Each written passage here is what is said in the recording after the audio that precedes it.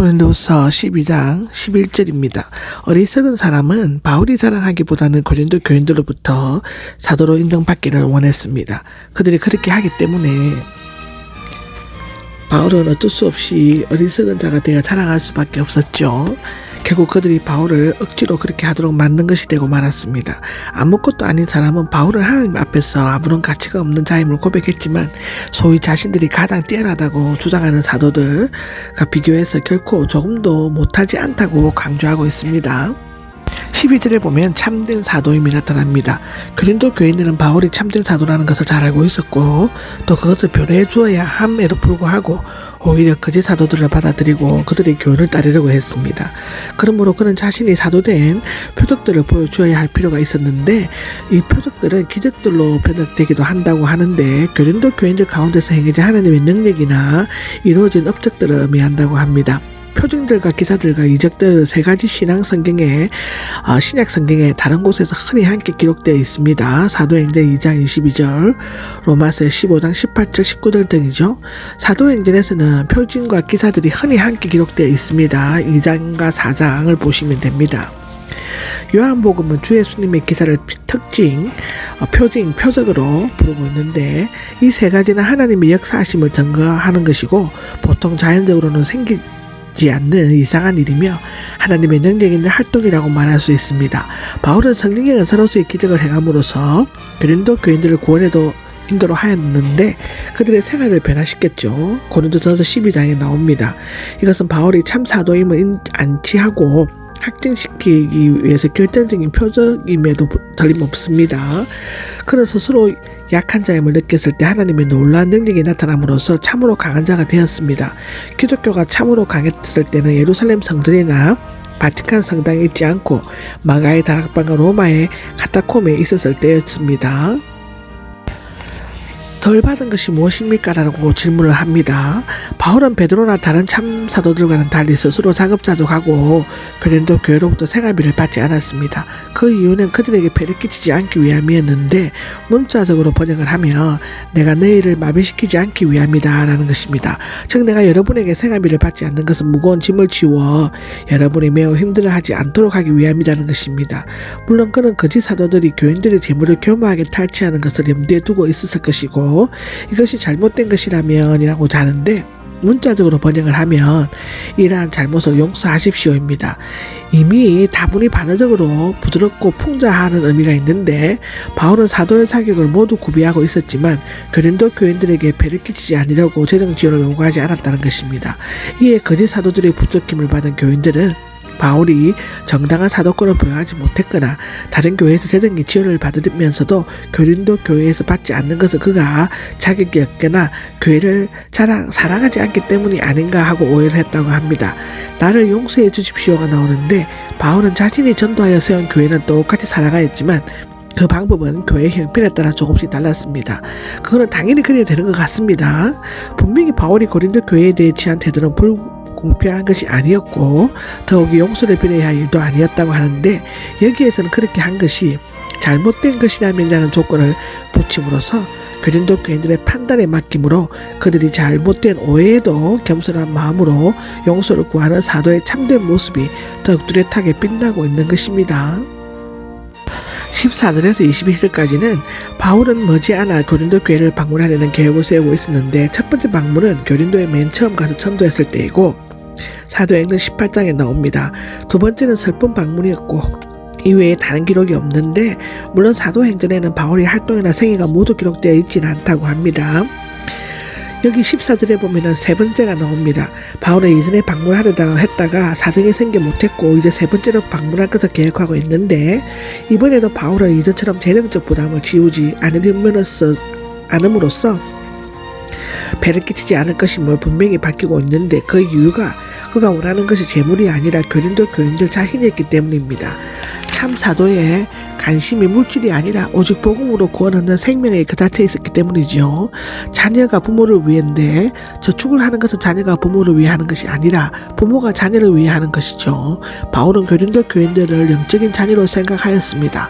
그들을 위해 모든 희생을 다하고 영적으로 성장하도록 온갖 뒷바라지와 노력을 다하였죠. 여러분의 영혼을 위해서라면이라고 하는데, 바울은 고린도 교인들로부터 생활비를 받지 않았을 뿐 아니라 자신이 가진 것, 즉 시간이나 물질이나 건강이나 사랑을 기꺼이 사용하여 자신, 즉 영과 목숨, 육신까지도 내어주려고 하였습니다. 여기에서 사용하고가 나오는데, 내어주다 이 뜻이고 내어주다와 동일한 어휘를 가지고 있다고 하고요. 기꺼이 완전히 다 쓰고 나눠주는 것을 의미합니다. 자신과 자신의 모든 것을 전도받은 자들에게 위해 다 쓸 수 있는 사람이 참 사도요, 참 전도자이죠. 내가 덜 사랑을 받아야 합니까?인데, 바울이 고린도 교인들을 사랑하면 할수록 그들은 바울의 사랑을 오해하여 생활비를 받지 않는 것을 참 사도가 아니라고 증거라고 하고 자기들을 덜 사랑한다고 생각하였다고 합니다. 바울은 교회의 이런 태도에 대해서 섭섭한 마음을 가졌지만 책망하지 않고 의무민 형식으로 자신의 마음의 상태를 표현하고 있는 것이죠. 여기 교활하여가 나옵니다. 이 교활하여는 모든가 어떤 일을 하다에 합성한다고 하는데, 긍정적으로는 수경된, 부정적으로는 교활한 의미를 가지고 있다고 하고요. 여기 속임수는 고기를 잡기 위한 미끼는 간사하게 남을 속이는 것을 의미한다고 합니다. 이것은 바울을 반대하는 거짓 사도들의 말을 그대로 인용한 것이죠. 그들은 자신들이 교인들의 재물을 교묘하게 탈취하는 것을 감추기 위해 바울이 그렇게 한다고 뒤집어 씌우려고 했습니다.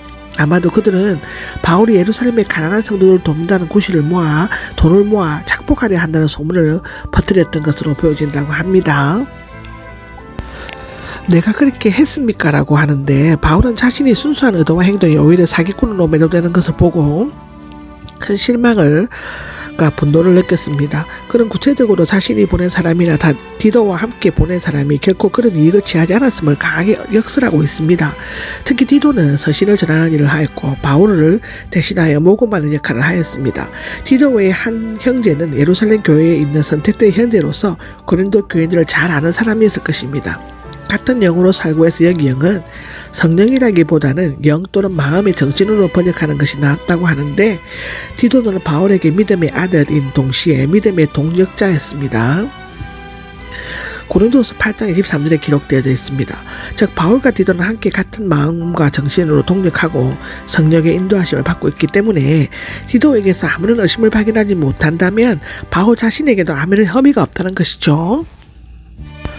자기 변명이 나옵니다. 바울이 지금까지 말해온 것은 고린도 교인들에게는 변명같이 들릴 수 있을 것이다. 그러나 그는 자기 변명을 한 적도 없었고 또 해야 할 필요도 없었습니다. 그는 그리스도의 일꾼으로서 그리스도의 일을 하고 있었지만 실제로는 그리스도께서 친히 그의 몸된 교회를 통해 역사하셨죠. 그리스도 안에서가 나오는데 하나님 앞에서 하나님이 아신다는 말보다는 더 강조적인 것입니다. 바울에게 있어서는 사람들과의 관계보다는 그리스도와의 사랑 관계가 더 중요하죠. 그가 지금까지 말한 것은 고린도 교인들 앞에서가 아니라 그리스도 안에서 하나님 앞에서 한 것이었고, 하나님의 심판대 앞에서 자신의 결백성과 자신이 그리스도의 참된 일꾼임을 입증하는 것입니다. 여러분을 세우기 위한 것입니다. 근데 세우기는 잘못된 것을 바로잡아 세우는 것을 의미하죠. 고린도 교인들을 만나기 전에 그동안 서로 간에 있었던 오해나 잘못된 생각들은 올바르게 바로잡아야 한다는 것입니다. 내가 두려워하는 것은 이라고 하는데, 그는 오해나 잘못된 생각을 바로잡지 않고 만나게 된다면 서로가 기대하는 것과 전혀 다른 모습을 보게 된다는 것입니다. 바울은 고린도 교인들이 자신의 사도권을 인정하지 않고 그의 교훈에서 떠나 있는 것을 보게 될 것을 두려워하였고, 고린도 교인들은 바울이 그들을 징계하지는 않을까 염려하였습니다. 고린도 교인들이 보여서는 안 될 8가지 압득들이 둘씩 짝을 지어 이루고 있는데, 다툼과 시기인데요. 다툼은 분쟁인데 자신의 고집을 무조건 관철시키는 데 비롯되는 경쟁이나 불화를 나타내며, 분노는 잠언 10장 12절에 나옵니다. 거짓의 결과이고 탐심은 노출로서 주는 일꾼에게서 합당하지 않는 것입니다. 여기 시기는 다툼과 함께 많이 사용되고 고린도 교회의 약점이기도 했습니다. 악의적이고 그릇된 경쟁심을 하면서 다른 사람의 장점을 미워하고 분을 내는 나쁜 감정이라고 로마서 13장 13절에는 얘기하고 있습니다. 여기 분을 내면 분노, 화냄인데 마음속에 있는 노여움이 일시적으로 흥분으로서 밖으로 터져 나오는 것입니다.